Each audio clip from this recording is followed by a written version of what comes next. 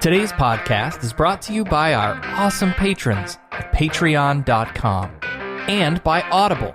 Get a free audiobook download and a 30-day free trial at audibletrial.com/SarahTalk. Over 180,000 titles to choose from in all your favorite genres. Take advantage of this special promotion.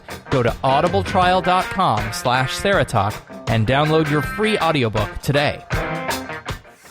You're listening to Sarah Talk. It's political. This rhetoric about make America great again. Tell me when America was great and we'll go back there. I'm going with you. Critical. Hang on, let me I'm gonna change some words here. All right, ready? Adults with religious confusion who truly believe in a higher power that created us and actually cares what we do with our penises and vaginas should be treated with care, compassion, and kindness, but must not be officially affirmed in their confusion, no matter how sincerely held. Fuck you.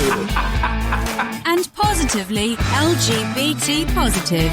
In many states, you can still be evicted from housing simply for being gay or transgender. Stand and fight with us. Oh, and occasionally, completely absurd. You women have a flame coming out of your vagina. You talk about being hot. Well, you sure not gonna be hot. You're gonna have a flame shooting out of your vagina. You're gonna need asbestos panties to stop that. And now, from Orlando, Florida, your host, Sarah Austin. Hey everybody, Sarah Austin here. Welcome to Sarah Talk. This is episode number 40. We do have a special guest with us on the phone today. Danica Roem is a journalist turned political candidate running for Virginia's House of Delegates in the June 13th Democratic primary. Danica, welcome to Sarah Talk. Thank you so much for having me, Sarah. It's so nice to talk to you. The pleasure is all ours. First, let's share a little brief background. You're a lifelong resident there in Virginia and 10 years as a news journalist. So I'm a lifelong resident of Manassas, Virginia. In good traffic, Manassas is located about an hour southwest of Washington, D.C. Uh-huh. It's really close to Interstate 66. It's not too far away from Interstate 95. So this is a really large community in Prince William County, where the county itself has more than 420,000 residents, and two nearby jurisdictions, the City of Manassas and the City of Manassas Park, also have several tens of thousands more people. So we have more than 500,000 people living within our general larger Prince William County area. And that makes us the second largest locality, or second largest county in in all of Virginia, only trailing Fairfax County. We have roughly the same size population as the city of Virginia Beach and Hampton Roads. Meanwhile, so I've been a journalist for the last 10 and a half years. I took a sabbatical so I could run for office, and the sabbatical will go for 6 months if things go poorly, and it'll go for, maybe years if it goes well. I don't know. Yeah, as long as it needs to, yeah. Yeah. So I will attest, I've worked in news talk radio once upon a time, and local news media really is like a public service field. It's all about learning your audience, what they're interested in, what they hold important. Are you finding that translates well with the conversations you're having with voters in the district? 100%. There's no question in my mind that being a local journalist and having done print reporting for, my local papers for 10 and a half years, that has absolutely 100% given me the skill set to do this job in terms of how to reach out to people, how to actually have a conversation and listen to people who you talk to and incorporate their ideas into the campaign.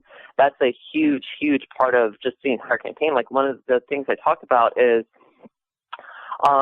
so I have three main issues, which are transportation, economic development, and education. But we also have some other, very specialized local issues in Prince William County.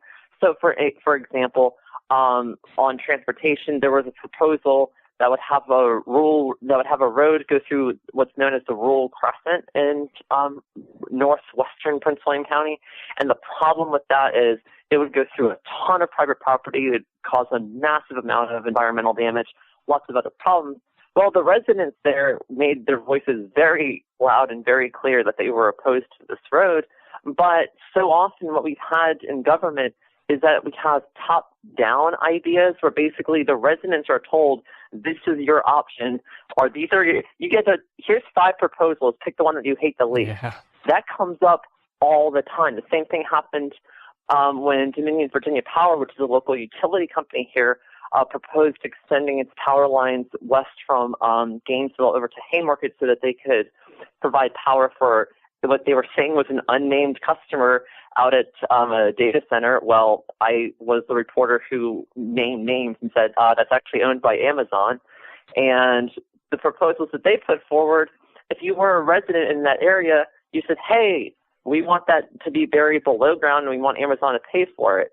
Well, that was like one of 5 options that came up way late after the entire talk had been about above ground power lines because they were the, least expensive and whatever other, reasons for it.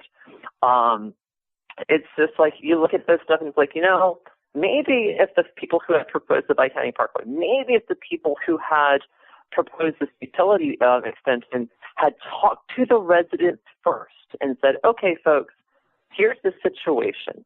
We have a customer here that needs power. What is acceptable to you? What is unacceptable to you? If they had gone door to door and physically talked to all the people in that area, if they had gone door to door over on Pageland Lane when they were talking about Bi-County Parkway, and they said, okay, what's acceptable? No, it's not acceptable. They would have been able to find a consensus so much earlier. They would have actually been able to come up with a proposal that people would have liked.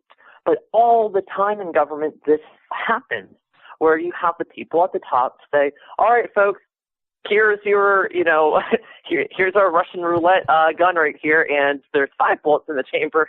Spin it and good luck. Right. And it's just like, you've got to be kidding. We've got to do better than that. And as a journalist, I covered those stories in depth for a long time. I did a lot of power line stories, not just 2 years ago, but also in 2006 when another thing came up like that.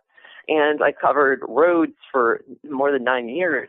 And I look at that and I say, okay, what's the learning issue? What's the learning experience that I get out of that? The learning experience that I get out of it is when I want to deal with major public projects, especially for transportation, we need to get the residents' voices first, then make our pitch. Right. What a novel idea. Right. So there is a component of your identity that if you move on into the general may become a point of contention. You, as I, are transgender. And now, of course, being transgender is only a very small part of our identities. But if you wouldn't care to share a little bit, your self-discovery, coming out, social, family, workplace transition, I'd love to hear some of that story. Yeah, sure. So basically, I started figuring it out pretty well by the time I was in 5th grade that something was up because I was not like the cisgender boys in class. But at the same time, by 7th grade is when I knew for sure. On the other hand, I did Catholic schools for 13 years, and growing up in the mid-90s, or well, just throughout the 90s in general, I didn't have any transgender role models. I didn't have people to look up to. I didn't know any LGBT people in my life at all. And I mean, I went to a high school with more than 1,000 people, and I knew of one person who was out at the time, just out as gay anyway. Mm-hmm. I didn't just simply put, having other people with that identity or just LGBTQ identity in general wasn't present every day in my life. And so it was really hard to, overcome fear and overcome a lot of other stuff and not wanting to disappoint my family. So I stayed closeted and, I tried dating women. It never worked. I tried, just expressing myself in, whatever various masculine personas I could. When I was a kid, it was through playing baseball and loving baseball so much to the point where I could look at a baseball card and see, the blades of grass on the field and be able to tell you which stadium it was from, or when I was throughout my 20s being in heavy metal band, which I still am in, but, for that, being on stage and just I'll be able to drink the most. I'll be able to be the loudest and to be the most, the funniest person I can be and try to bring everyone in. On the one hand, I was treating alcohol like the great uniter, a great way for everyone to come together to make friends and to meet friends. And so in that regard, I don't have regrets about it. But on the other hand, I was also undergoing a toxic display of masculinity that was not working for me whatsoever. It was, no matter how hard you partied, no matter how loud you are on stage, no matter how wild the night you had, still feel the same way every night when you go to bed. Yep. You still feel the same way every morning the next day. And you're walking with your friends and you walk past the store and the clothes there are beautiful and you want to try them on. You would like, oh my God. But you know that if you said anything about it, you'd just be ripped on. So you keep on going. And that storefront, that happened throughout my teens, throughout my 20s. And just the idea of how come this is forbidden for me? How come I can't go there? And I would have, once I got into college, that's when I met so many of my, girl dash friends who were so incredibly kind and really into the idea of, hey, you be you, express yourself for yourself. So I could only do it in little bursts, just like going out dancing at, a gay club in Buffalo or something for the night like Marcella's, or going out for, an industrial metal concert, somewhere in Ithaca, or, just doing something like that where I could explore my identity while at the same time being in a safe environment to do it. And after the Pulse shooting happened, I just cried and cried and cried. And one of the reasons for that was I felt like our space, the place that people like me had gone for so many decades to just express themselves, where it is supposed to be safe. It's the one place where when you're trans, when you're, gay, however it is that you want to, identify yourself as, it's the one place where you can go and just to let loose, to just be yourself, not be judged for it, except for maybe in a sassy way of like, girl, look at that hair, just like something fun. Like I remember being at a gay club in Richmond when I was probably 18, 19 years old. And, and one of the funny things about, you go to, gay clubs is the gender markers on the door are really suggestions. And they're not really exactly enforced. And so it's less like, you go into the women's room and you'll have, two gay men there and why? Well, no one's a threat to anyone there. Right. It's just like fun. It's just community, right? And so you walk in the door there, and these two guys are just like, girl, look at your hair. This is so pretty, but you did not do it upright. Come on, stand right here. And they just played with my hair until it was gorgeous. Yeah. Like, oh, my God, this is great. So I would have bits of being able to come out. I would have bits of being able to express myself. But, like, when I was in middle school, I was the kid who would secretly record too long food things for everything Julie Newmar and, keep the volume super, super low at like 1:30 in the morning to go downstairs and watch it on VHS and, just like try to listen as close as I could without trying to wake anyone else up and just be like, oh my God, look at Chi Rodriguez. She looks amazing. And just like feeling like I want this. I want this so bad. And I had no way of expressing it for so long. And it took until I was 28 years old before I finally started seeing a psychologist who specializes in transgender issues. And she's been phenomenal ever since. So I started that November 21st, 2012. I started hormone replacement therapy December 3rd, 2013. I started laser hair removal for my face on February 26th, 2013, so a little bit before. And it's completely, fundamentally changed my life. Yeah. I'm still sarcastic. I'm still nerdy about heavy metal and politics. I still love road trips. I still have the core parts of my personality intact. Mm-hmm. But coming out has allowed me to just be myself and present as myself no matter the setting. So it's not like I have to change clothes when I'm driving home. Yes. Which, when you're trans, you learn how to do. Yes. And it's like I don't have to worry about, if I go into this bathroom and change here, will it be weird if I come out, as a different gender than how I entered, or, presenting as a different gender than how I entered? You don't have to worry about that fear now. Now it's just, whether I'm in front of my boyfriend and my stepdaughter, whether I'm in front of my family, whether I'm in front of a source, doing, as a journalist, whether I was at the protest against the Muslim ban yesterday in D.C., walking from the White House to the Capitol. I look like myself all the time. Mm-hmm. I speak like myself all the time now. That doesn't change. And all that allows me to do is just have a more powerful voice to say, hey, people like us, we're not threats. We're just trying to live our lives. And so my message to politicians is protect our rights. But if you can't protect us, then just leave us alone. Yeah.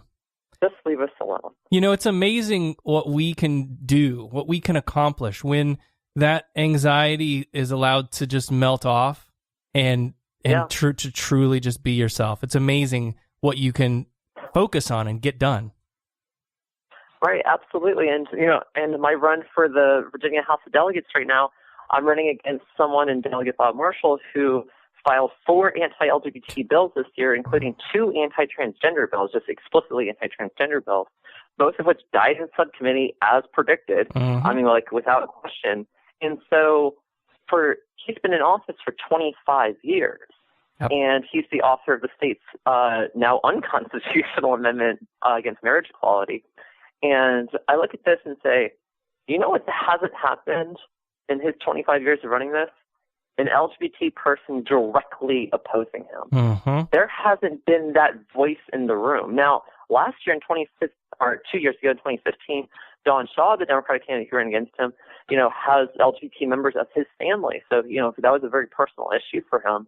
At the same time, the immediate contrast that I bring to the race here is as someone who worked for the newspaper for 9 years, for the Gainesville Times and the Prince William Times, covering the issues of the 13th district, writing more than 2,500 stories about Prince William County, and just everything else that kind of came with that. For more than 9 years. I'm a lifelong resident of Manassas. I'm 32 years old. I was born at Prince William Hospital in Manassas. I've gone to, I was baptized, confirmed, and went to school at the same church that Delegate Marshall still practices at. And, same Catholic church that Delegate Marshall still practices at. I covered his campaigns in 2007, 2009, 11, 13, 15. I've interviewed him more times than I can remember. I've interviewed him while I was overseas and still had to get my job done, because when you're a local journalist, just because you're on vacation doesn't mean you're on vacation. You still have a paper to put out. I interviewed him from, I think I was in Copenhagen. And so it's like, I always had at least a cordial, respectful relationship with Delegate Marshall while I was interviewing him, while I was doing my job, even if inside his worldview was entirely anathema to mine in so many ways when it came to how we treat and talk about LGBT people especially. And so it was like, well, what's the bigger consequence of that? And then I look, okay, last year he introduced 41 bills to the House of Delegates as the chief patron. 1 passed. And over the last 5 years, he's introduced 162 bills to the House of Delegates. 152 of them did not pass. There's a guy earning his paycheck. Right. And actually, it's one of my points exactly. I say, well, how come? Well, he has no committee chairmanships after 25 years, despite being number 6 in seniority as a member of a 2-to-1 majority party. And he has the futility rating of a freshman member of the minority party. And I go, why is that the case?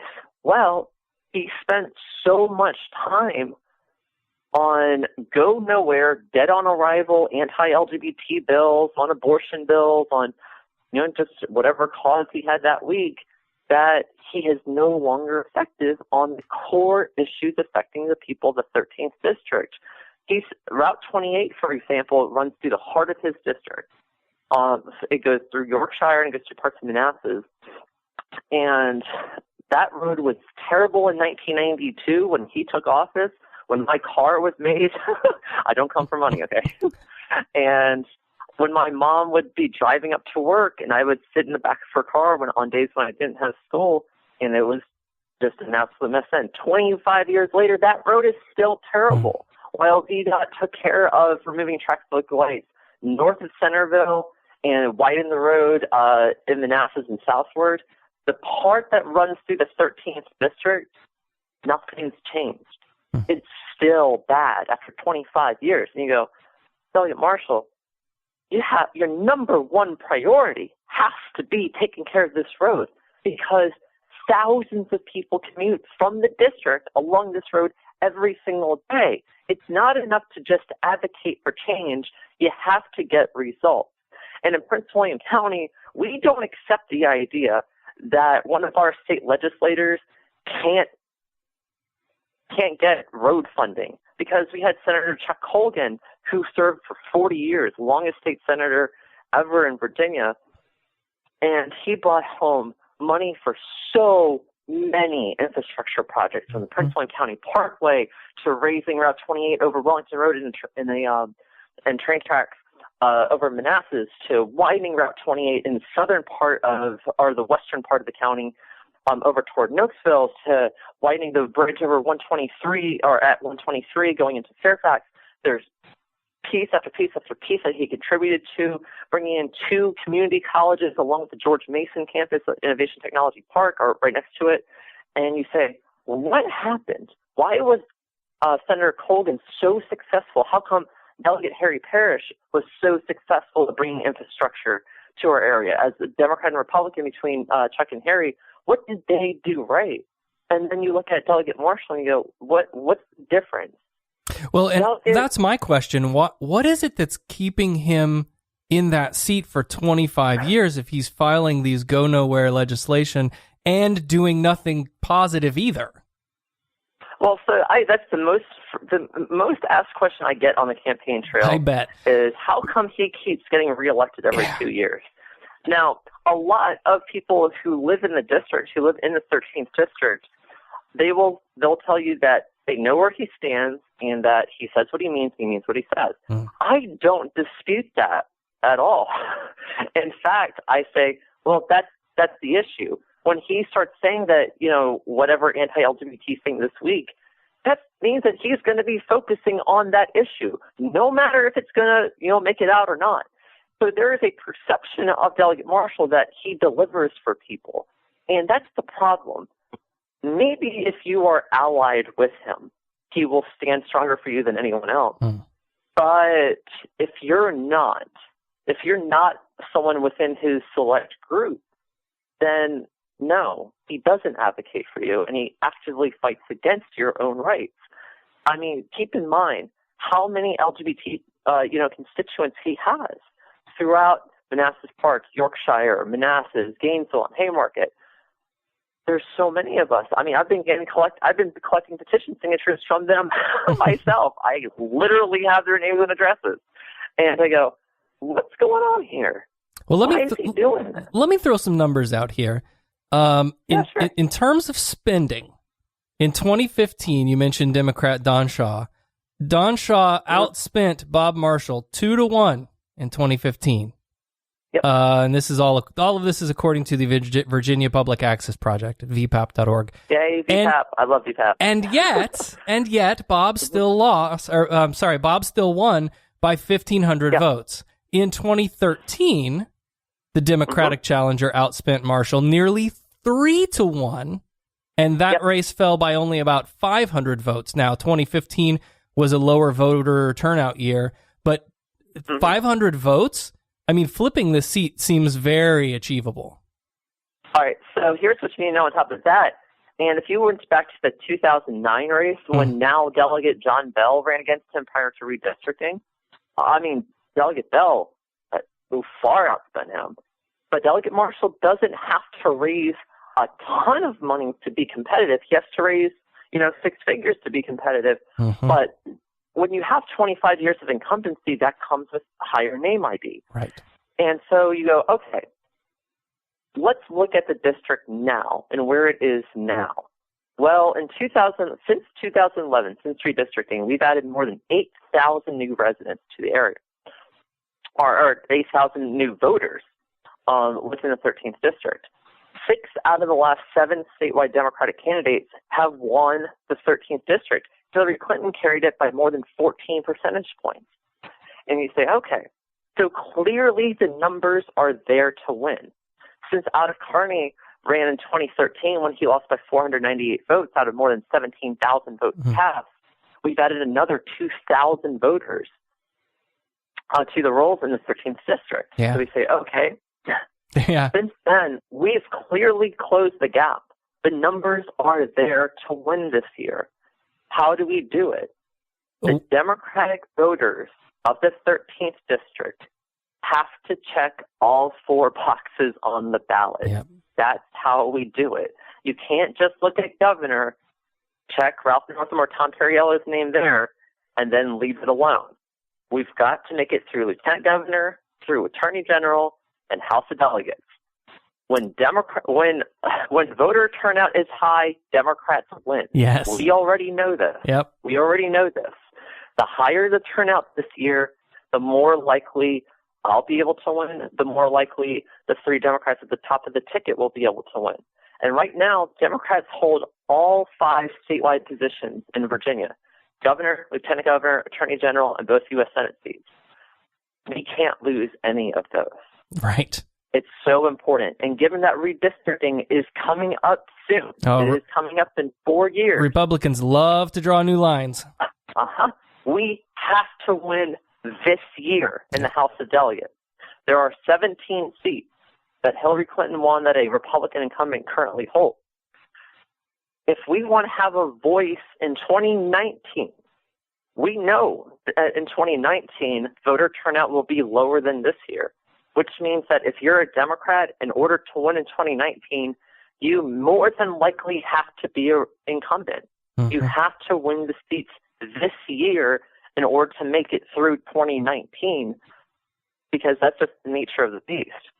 So what we're striving to do here is make sure that we capitalize on the turnout this year, make sure that our message is as sharp as can be, and that every day on the campaign trail, I'm talking about fixing Route 28, and we can do it without raising taxes. I'm talking about bringing high-paying jobs to Innovation Technology Park so our local residents don't have to commute on Route 28 and I-66 every single day. They can work in the same communities that they live in. I'm talking about raising teacher pay so that in the city of Manassas Park in Prince William County, it's not the lowest in Northern Virginia, which is unacceptable in an area as wealthy as ours. I'm talking about how can we push back against discrimination while at the same time focus on the core issues affecting the most people and the quality of life of the residents of the 13th district. And as a journalist, I know how to stay on message. As a lifelong resident of Manassas, I know what the issues are in the 13th district. As a transgender woman, I know why it's important to make Virginia a more inclusive Commonwealth. And as a stepmom, it's really important that every kid feel safe in school. Every child should feel safe in school, have their privacy respected, regardless of whether they're gay or straight, trans or cis. Every child should feel respected, should feel safe in school. That matters a lot. And I think that, by having more non-discrimination protection for LGBTQ people in general, that helps out everyone. It doesn't just help us out.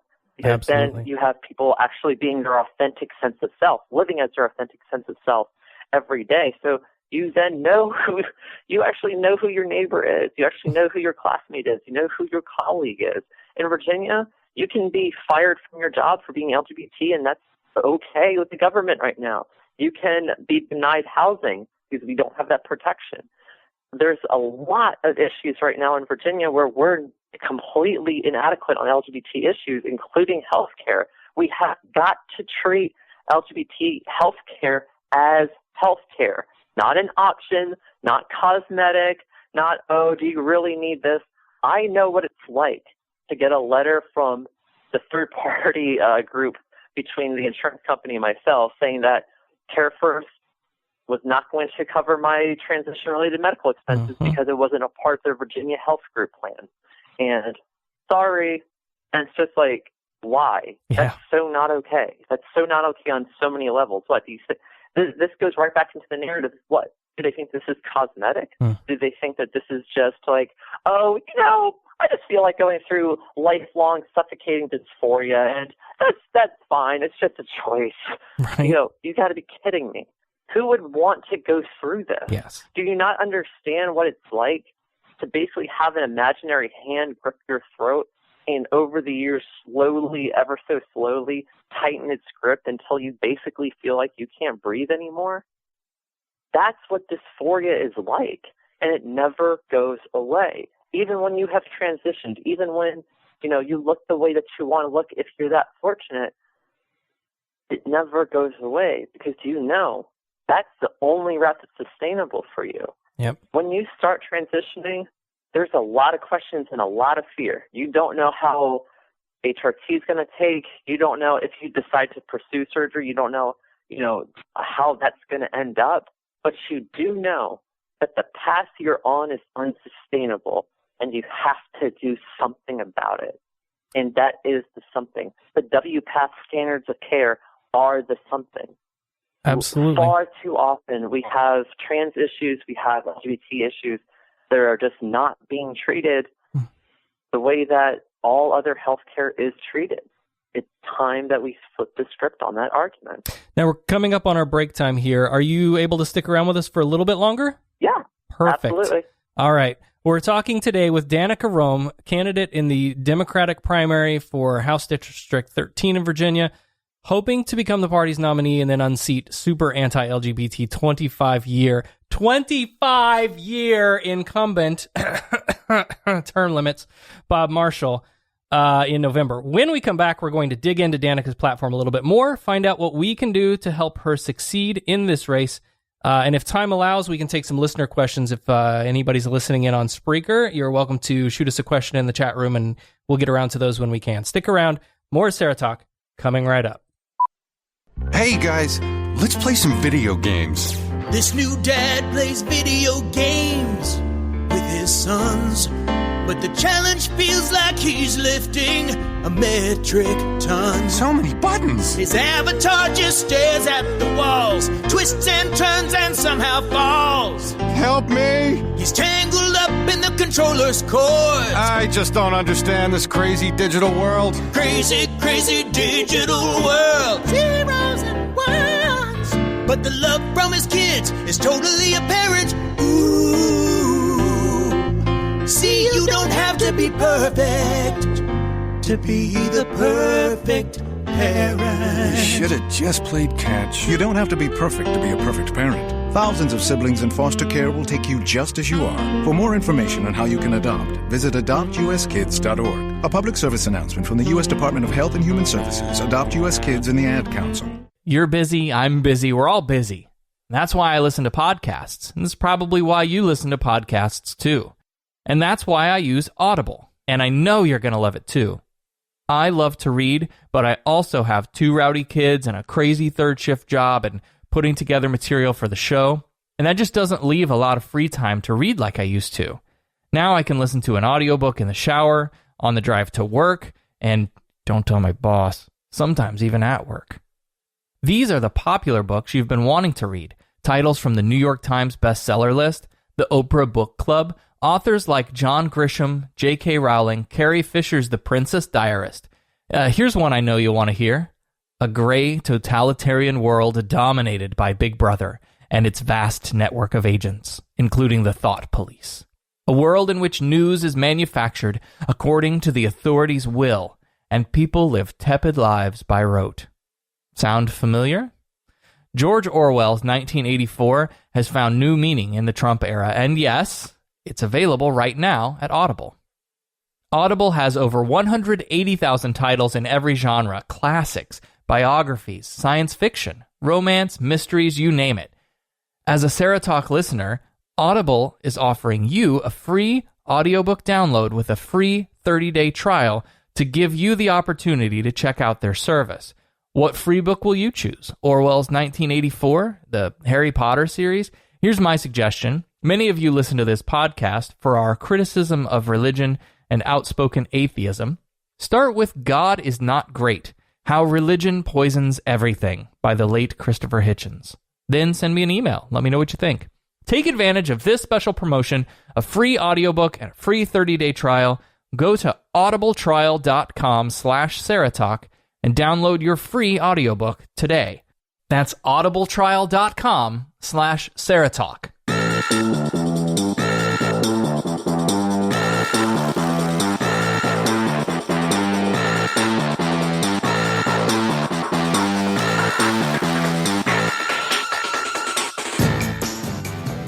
Welcome back to Sarah Talk. I'm your host, Sarah Austin. Our guest today is Danica Roem. She is running for Virginia House of Delegates, District 13.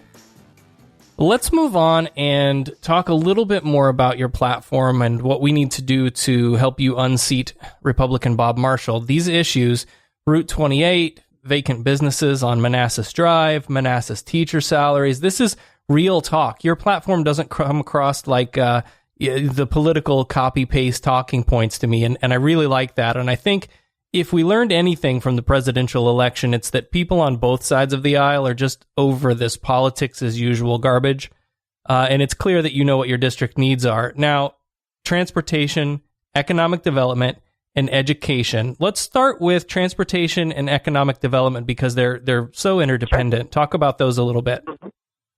Yeah, sure. So my biggest proposal calls for fixing Route 28, which again runs between Prince William County and Fairfax County. Now, I'm going to get into a little bit of minutia, so if your listeners can give me just a hot minute here, I'll explain the minutia, and then we can make it a little bit more broad. Sure. So the minutia of this is that you have right now a private conglomerate that is going to be tolling Interstate 66.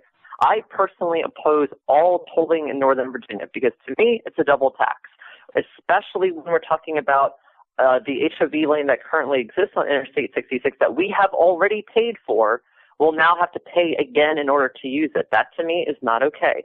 And we would have to pay in Virginia. If you want to purchase an Easy Pass in Virginia without going out of state for it, you have to have a minimum deposit. That's the bottom line.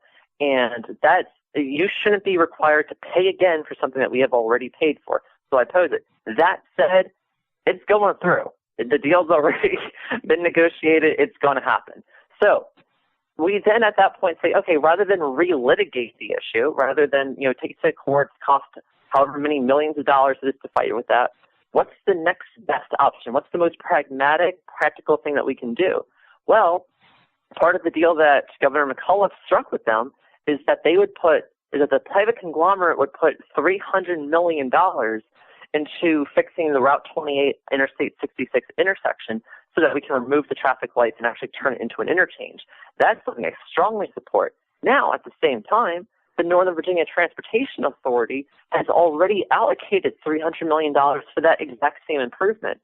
That means what we can do is free up that $300 million from the NVTA and keep it on 28. Move that money south on 28 so that we can extend to 6 lanes just south of US 29 so that maybe if the residents tell us this is what would help them the most, we can start taking out some traffic lights, particularly at the Compton intersection, particularly at a couple other intersections over in Centerville, and we might be able to do some red light mitigation down in Yorkshire and into Manassas as well.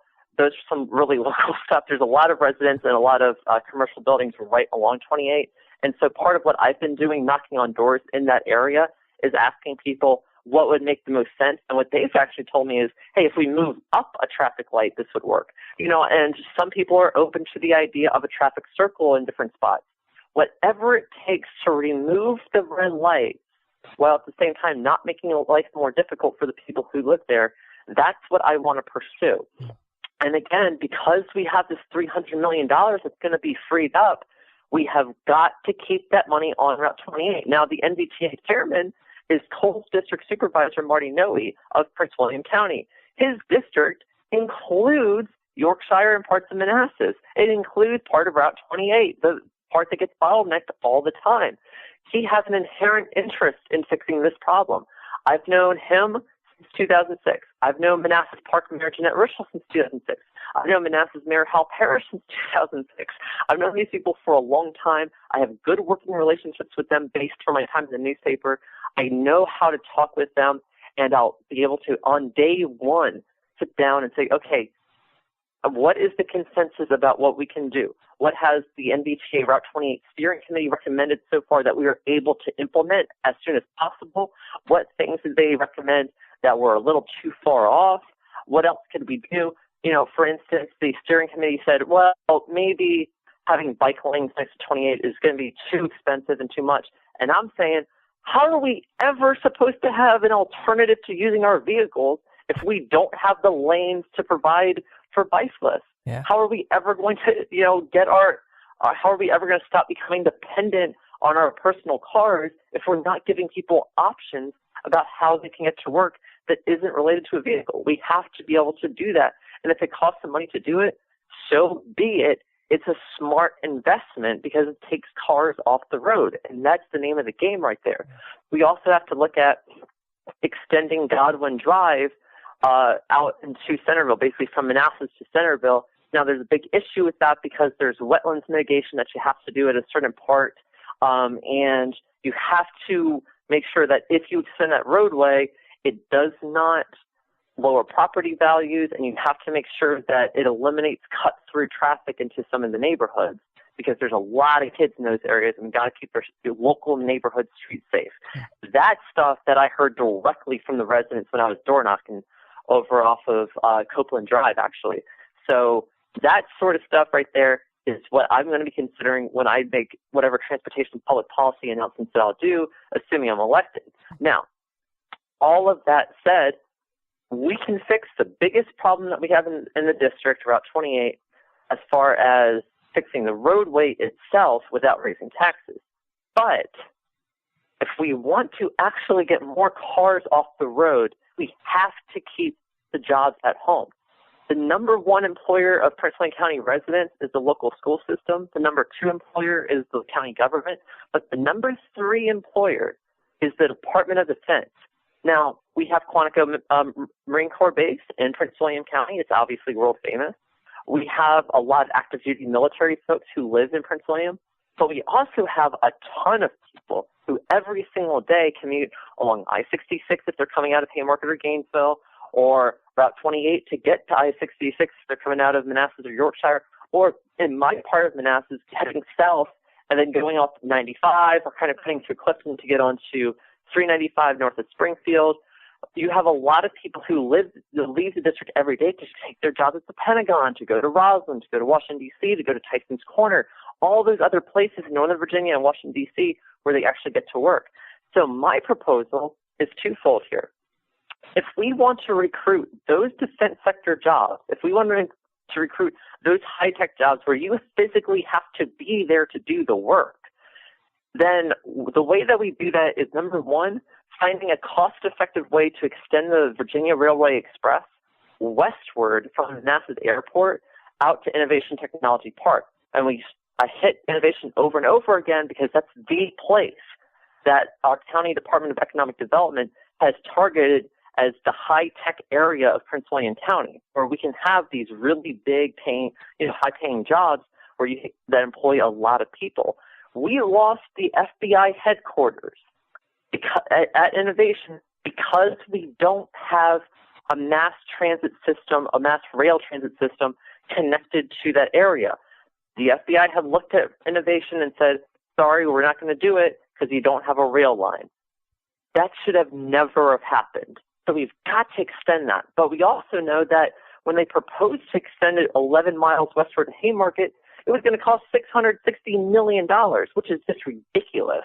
How is that possible for an 11-mile road or an 11-mile rail system? That doesn't make sense to me. So instead, what I recommend is a first-of-its-kind efficiency study where we have students and professors at Virginia Tech, which is an engineering school right in our Commonwealth, look into best practices out of Europe and Asia to figure out why is it that it costs 2 to 10 times less to build, maintain, and operate a rail structure or a rail system over there than it does over here, especially in Europe, where labor unions are stronger than they are here, and that means that they're paid more money. So if labor costs more, then why is it that it's less expensive for them when they have better quality on their rail lines than we do, especially if you're from my area and you have to deal with the metro? And you go, well, something is missing here. Is it because we only have 2 or 3 consultants bidding on a project at a time, or private contractors bidding on a project at the same time, and so we don't even know when we're being built? Is maybe that's a problem? Who knows? But it's worth looking into from the people who actually specialize in engineering in the first place. So I'm calling for a first-of-kind innovation or efficiency study for bringing out rail. The other issue that we have got to do is we need to encourage our localities to eliminate their B-poll tax, that's business and professional occupancy license tax. How do we do that? Well, if we don't do it, Prince William County stays behind the 8 ball because Stafford County to the south of us eliminated its B-poll tax already. Now, that taxes items that you already have within your business. So computers, other things like that, you have to pay an annual tax on that if you are, for based on what it's worth, if your company grosses $500,000 or more. Well, we recently raised the cap to get to $500,000, which is great, but at the same time, we're still at a competitive disadvantage with Stafford County because they don't have a B-poll and we do. So my proposal calls for the Virginia Economic Development Department to issue grants to localities to incentivize localities to get rid of their B-poll. Maybe we only do that in Planning District 8, which is Northern Virginia. Maybe we do that statewide. It completely depends on how you want to negotiate it with members of the General Assembly who actually control the purse strings here. But the bottom line on that is that at a time when a lot of conservative legislators say, hey, we're picking winners and losers when we incentivize individual businesses to set up shop in Virginia, what if we take the same approach, but we apply it more broadly to localities? This way, it levels the playing field for a lot of people, and it makes the state as a whole more competitive for businesses to set up shop compared to North Carolina, compared to West Virginia, compared to Maryland, and in fact, compared to the country as a whole. So that's how those two are all linked together here. That's how transportation is linked to economic development, and that's how I've gone in so much depth crafting my public policy proposals here, because I want to show people that it's not just enough to speak in platitudes. It's not enough to just give vague statements saying, I'm going to focus on transportation. So what are you going to do? I don't know. Something. That doesn't get the job done. Delegate Marshall's had 25 years to fix Route 2028, and he hasn't gotten it done because advocating is nice, speaking about stuff is nice, but you have to deliver results at the end of the day. I think by giving a concrete plan that still has room for flexibility within it will give me a lot of negotiating power going into the General Assembly. Talking about the economic development portion of that, if Bob Marshall has spent so much time introducing legislation against abortion, against the LGBT community, legislation that's also been proven in many other states, one of which you just mentioned that just recently, blew up with North Carolina, that is such a negative against economic development. Businesses don't want to come to states with archaic laws like that. Yeah, let me talk about that. Thank you so much for mentioning that. So what Sarah's referring to is HB2 out of North Carolina, which is basically what Delegate Marshall wanted to do this year. Is take the worst part of HB2, the part that discriminates against transgender people, and make it law in Virginia. I said from day one when I got into this campaign that he once again was introducing go nowhere, dead on arrival legislation instead of focusing on the core priorities of the 13th district.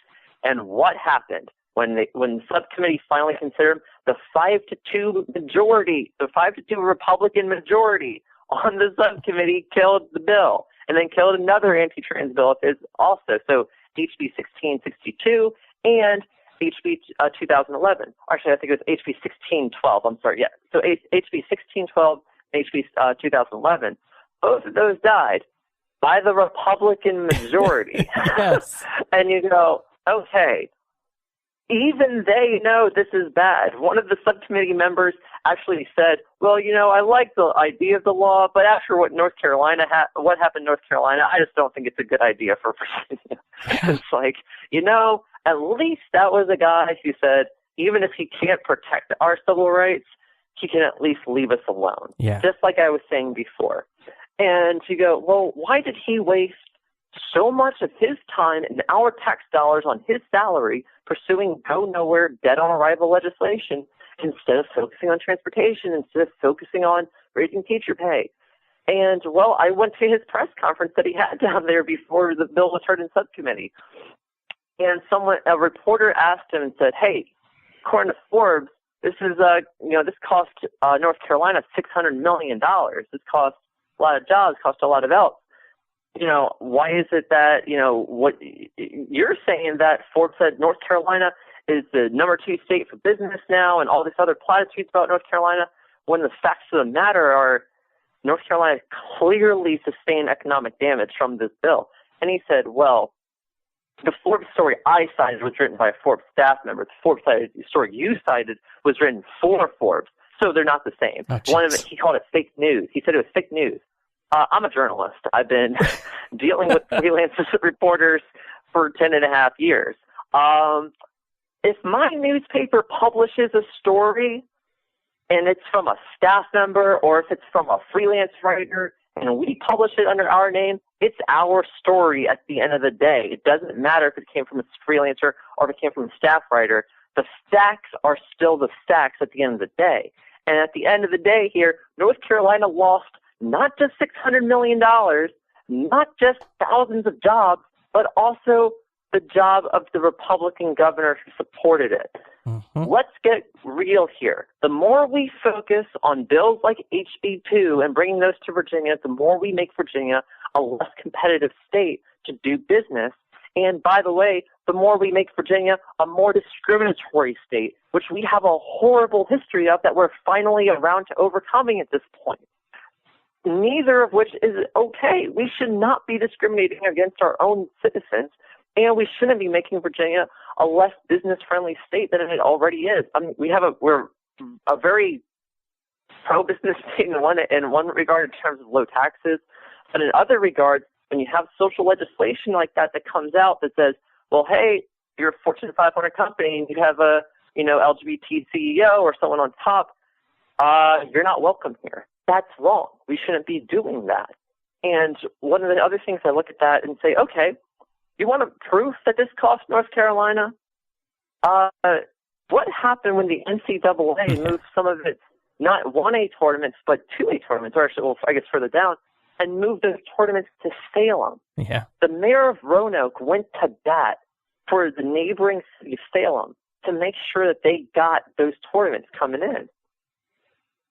And what amazing things that's going to do for their economy. Right. Virginia directly benefited from North Carolina's blunder, which they still haven't corrected yet. Virginia cannot take the same backwards, kick-in-the-face approach to governing that North Carolina did. North Carolina was recently called, not even a democracy at this point. Mm-hmm. It's just like it's so poorly managed. Virginia is usually among the best managed states in the country. And being among the best managed states in the country doesn't mean we discriminate against our own citizens. Now, look, Delegate Marshall McKee got the referendum on marriage passed in 2006. I think it was like a 57-43 majority on that. Times have changed in the last 11 years. A lot. From the time that I voted against that ballot measure then to last year, 10 years later, for the first time in 17 years, a constitutional amendment was defeated by the voters, and it would have enshrined the so-called right to work in Virginia, which is just basically an anti-union bill. Yep. That died in Virginia.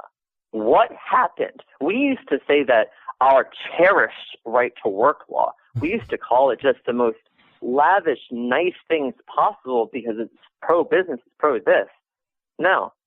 The same people that voted for Donald Trump in southwestern Virginia and the same people that voted for Hillary Clinton in Arlington both rejected that because they said this isn't fair to workers. They say, we already have a law. Why do we have to enshrine it into the Constitution? Whatever their rationale was, you have the same union workers who work in coal fields down in southwestern Virginia saying, hey, look, our social values might not line up with yours in Northern Virginia, and so we might vote for a different presidential candidate. But when it comes to protecting workers and making sure that we all have, a living wage, no, we're on the same side. Mm-hmm. And so what that shows is that a core democratic value of protecting the worker translates across geography, no matter if you're in a culturally conservative area or if you're in a culturally liberal area.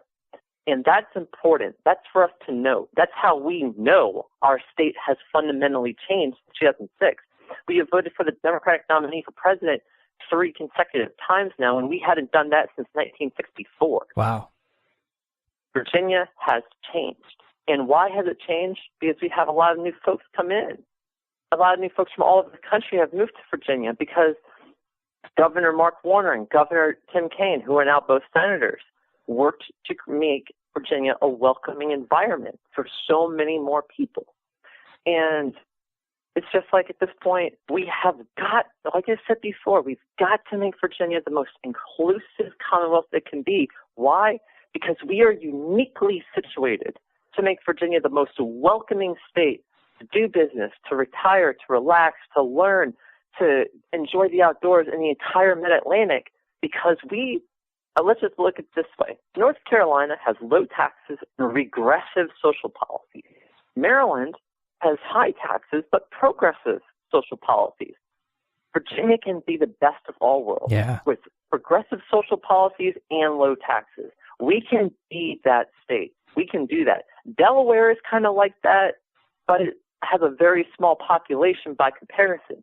Virginia is a national leader in so many different fields, and we should be a leader in social progress, and we should be a leader in bringing businesses to our Commonwealth. Well, in the third of your major platform items is another thing that encourages people to move to your area and develop their businesses there. Education. We've seen that batshit crazy Betsy DeVos in the Secretary of Education confirmation hearing. She came under some fire for her opinions on school choice, vouchers, and the Christianization of public school systems. Having never attended public school herself, she's gotten a lot of criticism about that. And as I understand, correct me if I'm wrong, you went to private religious schools as well.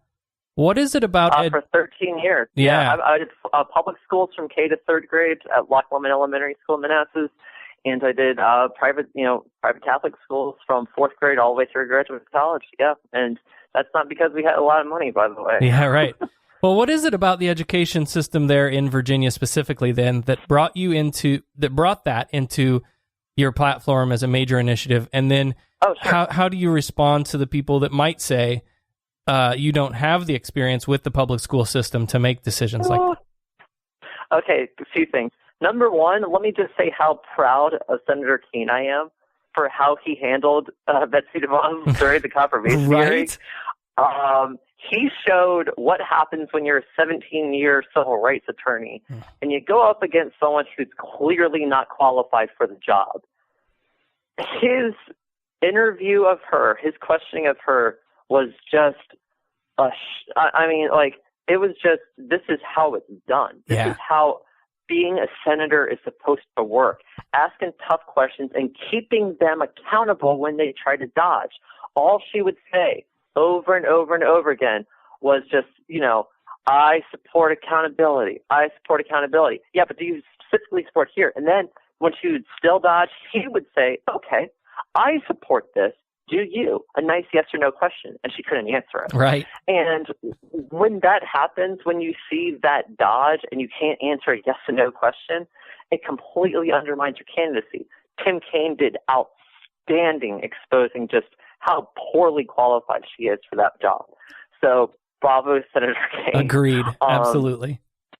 Great. So meanwhile, moving on here, the biggest issues that we face in terms of education in Prince William County, there's actually several issues, but number one, like I said before, is our teacher pay is thousands of dollars less than it even is in the city of Manassas, which is right. I mean, you can't. Basically, Prince William County completely engulfs the city of Manassas and city of Manassas Park until Manassas. Actually completely engulfs city of Manassas Park. So in order to get to those localities, you actually have to go through Prince William County. Well, when we look at teacher pay in our areas, it's like, how is it that it's $5,000 or more dollars less in Prince William for a teacher who's been teaching for 4 to 5 years than it is in a nearby jurisdiction? I talked to a teacher who told me that the county wasn't letting him transfer his experience from the city of Manassas over. That was a problem. And you go, well, that doesn't make sense. Why, if we want to recruit the best and brightest teachers, if we want to retain the best and brightest teachers, we have to adequately pay them. Yep. That's the bottom line. And you pay them, and the way that you adequately pay them is by having more commercial development within the county, by bringing in those high-paying dollar jobs to Innovation Technology Park, because a company of that size, whether it's a federal, government institution, or if it's, a private company, this level, the size of the jobs that we would have there, the size of the companies that would come in, we would get a lot of commercial real estate tax from them, from each company that comes in. And those workers that would be there, if they came from out of the area, they would still be taking lunch in Prince William County. They would still be contributing to our local economy, which is great. Mm-hmm. And so our ability to pay for teachers, our ability to deal with overcrowding in schools, which is a big issue on both the western side of the county and the eastern side of the county, that's the sort of stuff that is directly tied to commercial development and being able to bring high-paying jobs into the area. So with overcrowding, on the western end, that's a big problem with some of our high schools and especially with some of our middle schools. On the eastern end, it's a big problem with a lot of our elementary schools. And while that is mostly a local fight between school board members and Board of County Supervisors and members against each other, I'm not wading into that mess. What I will say instead is that the state can secure CIP money, so capital improvement project money, to help move those projects along, to help accelerate them. The same way that Chuck Colgan brought the Northern Virginia Community College to Manassas and to Woodbridge, the same way that Chuck Colgan helped recruit George Mason to set up over in Manassas, the same way that he brought in so much money for public schools over the years. The budgeting mechanisms are already there for us to bring home more money to Prince William and to Manassas Park. They already exist.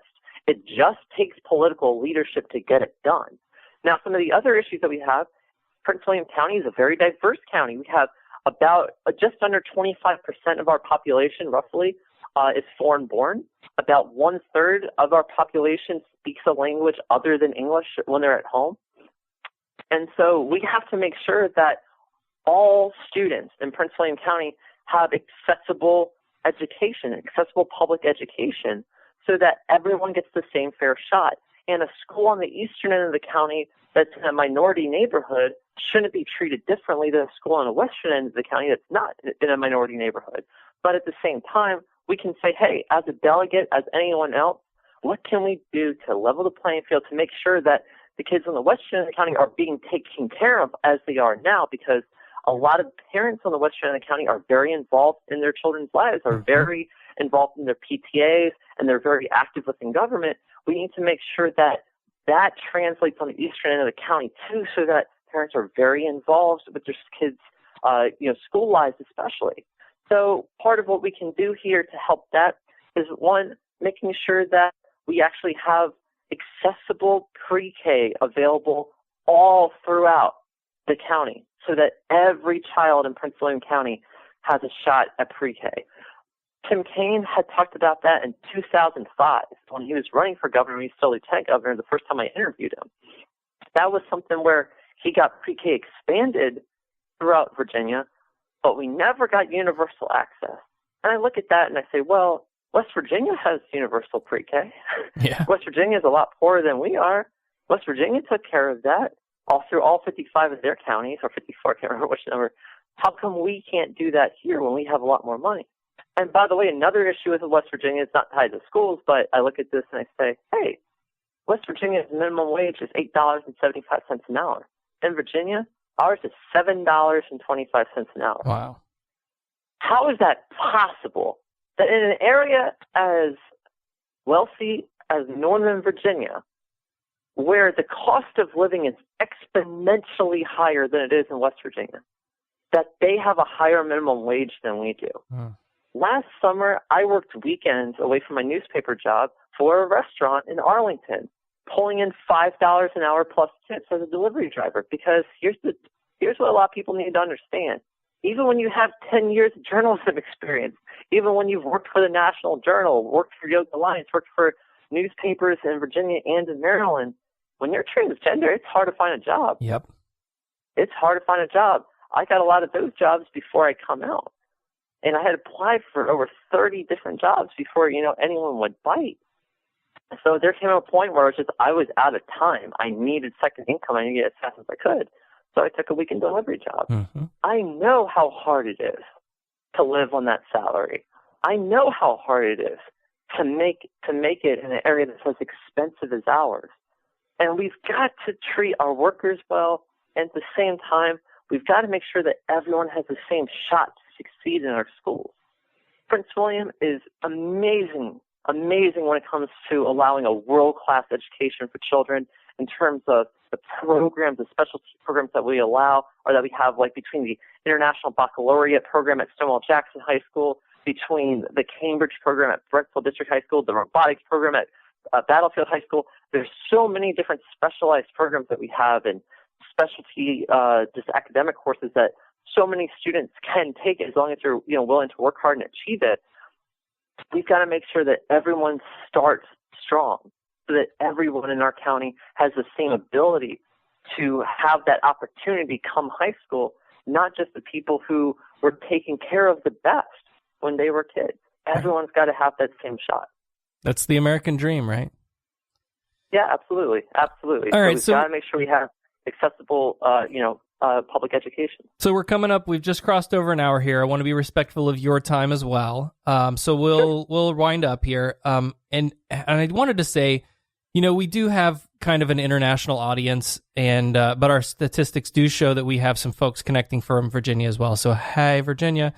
But I wanted to have you on the show specifically because so many of the things you're working on really are universal. The many municipalities, states, even at the national level, these issues, transportation, economic development, education, people are working on those issues throughout the U.S. and beyond. And so I think it's helpful to get that out there just in the webosphere in general. And you've been extremely effective, and I'm so proud of you for this, about not letting this turn into Danica, the trans woman who's running for office, right? And in some ways, that's going to be the headline no matter what. It will. I just have to. But I accept that. That is part of my identity. It is not the totality of what I want to achieve in government. But I also understand that by being the first transgender person ever to run for the Virginia General Assembly, I'm in a unique position right now to inspire a lot of people who need to have their voices heard too. Absolutely. And to say that, yes, I am, but come on, we've got work to do. I love that. It's not, but it's yes, I am, and we have work to do. Yeah. That's one of the things that I want to change in terms of how we talk about LGBT people and issues. Is not that we can only succeed despite our gender. Mm. We can succeed because of our gender with the authenticity of ourselves. That's how we can succeed. And we should not have to separate one from the other. That's brilliant. I love it. Where can we find out more about you? Okay, so there's a few places. I'm on Facebook at Danica Roem for Delegate. That's spelled Danica. Last name is Roem for Delegate. That's Delegate. You can find me at danicaforddelegate.com. DANICAFORDELEGATE.com. I'm on Twitter at PWC Danica. That's Prince William County. So PWC Danica on Twitter. Also, if anyone would like to help, right now we have done absolutely amazing in January in terms of volunteers, in terms of fundraising. We have not solicited a single corporate donor. We have not asked for, we're applying for PAC help eventually, but right now, everything that has come into us has been from small dollar donors, from the same people that contribute $27 to Bernie Sanders campaign, to other, to other people who understand the power of people-powered politics. Yes. The idea that if you can only give $1 or $5, that still buys me office supplies. Mm-hmm. And if you can contribute $500, that helps me pay my campaign manager's salary when he comes on board at the end of this week. And so we have received more than 190 donations, totaling more than $9,100 in 28 days of campaigning. Here's what I need from everyone listening out there today. I want that talking point badly, that in our first month, and we launched on January 3rd, so we didn't have 2.5 days of campaigning at the beginning of the month, that by the end of January, we raised $10,000 from people contributing between $1 and $500. I want that talking point badly. And you can donate. You can help out the campaign by going to DanicaForDelegate.com, DanicaForDelegate.com. Our Act Blue fundraising page is right there. There's a contribution link also on our Facebook page at Danica Roem for Delegate. And if you go on the Twitter page, you'll immediately find fundraising links as well. I'm telling you, we have the ability to have a people-powered campaign. Now, keep in mind, our campaign, we have to raise $440,000 to win a seat that pays $17,640 for a part-time legislative position. Yeah. So obviously our electoral system is broken. Obviously we need to change it, but we can only change it by getting into it, by actually getting into the system, and then working for automatic voter registration like they have in Oregon by one of my heroes, Governor Kate Brown, who had championed that when she was Secretary of State, by having that sort of universal access to voting for U.S. citizens, which we need to obviously distinguish, apparently, into U.S. politics now, given the present administration, in order to make that substantial change, and in order to fundamentally change, not just in Virginia, but throughout the United States, how we talk about LGBTQ issues, in order to fix Route 28, in order to bring high-paying jobs to Innovation Technology Park, in order to raise our teacher pay, we have to win this race this year. This is the year to do it. The numbers are there to win. On Saturday alone, we had 25 volunteers show up to help us canvass and collect petition signatures throughout the Mullen precinct in Manassas. For a House of Delegates candidate in January, that is unheard of. That doesn't happen. That's awesome. There is excitement and enthusiasm around our campaign. And then what happened after that? Immediately after I got done with canvassing there, I went to a house party at Heritage Hunt, which is a 55 and older area. It's the largest precinct within the 13th district. I only knew one person who was there, and it wasn't even the hostess. She had brought more than 20 other people into her house, and I had no idea this was happening, to listen to me talk about policy, to sign our petition signature, or to sign our petitions, and to donate. Wow. And that one day alone, we raised $800 just between people donating $25 to $300. Again, this is not people buying us. I'll never take a donation from Dominion Virginia Power, the utility company I was talking about at the beginning of the show, ever. I'll never take it, whether I'm in government or whether I'm running for governor. I will never take a campaign contribution from them because these utilities, especially in Northern Virginia, have to be looked at objectively. We cannot say, well, you're funding my campaign. Delegate Marshall's taking more than $7,000 from them. He's been he has advocated for some of the same positions that I have regarding Dominion, but at the same time, it's like you can't take the money at any given point from Dominion because we have to make it clear to them that they can't buy access within our government. This is really, really important. And so what we can uniquely accomplish right now for all people listening out there is having a people-powered, small-dollar donor campaign that cuts through the noise, gets us elected, and allows us to create fundamental change that benefits the people of the 13th District and changes the narrative nationwide. This is the race to do it. This is the year to do it. We don't have to wait until 2020 to send a signal to the president. We don't have to wait until 2018 to send a signal to the president. We can do it this year in 2017 by defeating someone who endorsed him last year. Let's do this. Let's get this done. Right on. Now, we'll obviously we'll do all we can to help amplify your messages, and we'll include links on the show notes of this episode. This is episode 40. Danica, thanks for taking some time with us today. I really appreciate you being flexible with I have a last-minute dentist appointment, and I don't know what time I'm going to be home, so I really appreciate that. And all good. No problem. No problem at all, Sarah. It was so nice to talk to you, and thank you so much for reaching out in the first place. My pleasure. I want to close by giving you one quick story about why this matters beyond the district boundaries. Please do. In our first week, I received a message from a mother who had a 10-year-old daughter who decided that she was finally ready to present as her female self at school right after the election. She decided this was going to be it, no matter who was going to win.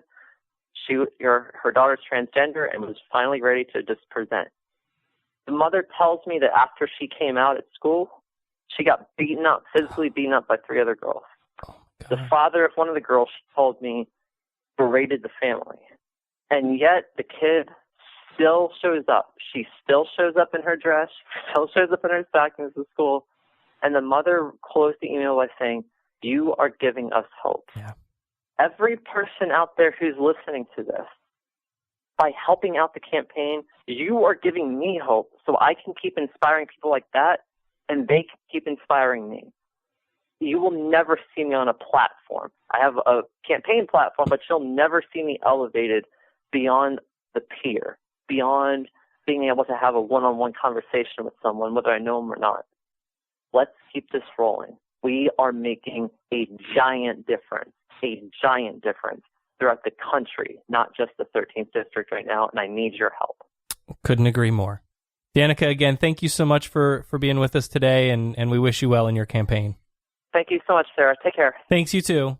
We'll definitely be following along with Danica, and we'll love to. We'll try to check in with her from time to time as well. Danica Roem, the Democratic candidate for Virginia House of Delegates in District 13. Again, please visit danicafordelegate.com, and we'll have links on the show notes for that. To learn more about Danica, her platform and positions, and to make a campaign contribution. Over the next few weeks, again, we're still working to hammer out our interview with Buck Angel, adult filmmaker, trans man, and icon within the community. Next week, we have a scheduled special guest host, Michael Kaplan, my hairstylist. No, we won't be doing a live cut and color, though that would make for some damn exciting radio, wouldn't it? Michael is an out gay man, but wasn't always so, like so many. We'll ask him about his self-acceptance and coming out, and the divides within the LGBT community, and so much more. He's a total freak, so you can expect that show will be completely not safe for work. As always, thank you for listening and supporting our show. We'll see you on the next one. You've been listening to SarahTalk. SarahTalk is made possible by listener support. Visit patreon.com/SarahTalk to become a patron and help keep this program going. Contact Sarah and Company by email at producer@sarahtalk.com or call 224-40-SARAH. That's 224-407-2724. And follow us on social media, facebook.com/SarahTalkRadio and on Twitter @SarahTalkRadio. SarahTalk is a production of Sarah Austin Media.